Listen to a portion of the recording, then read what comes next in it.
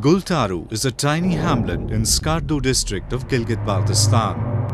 It lacks basic facilities like education and healthcare.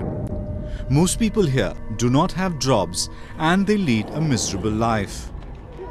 Winters make life tougher as the village gets cut off from Skardu for about 8 months and people have no access to medical and other facilities. The villagers can get to Kargil, but the road has been blocked. The Pakistan administration is not bothered about the problems of the people. तो ये जितने हज़ारों लाखों के तादाद में जो सयाह आते हैं वहाँ से जाते हैं, रोड ना होने की वजह से गिलगित बाल्टिस्तान के लिए, वो गिलगित बाल्टिस्तान आएंगे तो यकीनन ये डेवलप हो जाएगी, लेकिन इसको सेंसिटिव इश्यूज बनाया गया है।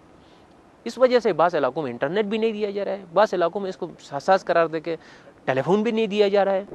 Opening of the Skardu Kargil road will be beneficial for the locals. It will bring economic prosperity to the region by giving a boost to trade and commerce. However, the Pakistan government is indifferent to the needs of the people of Gilgit Baltistan.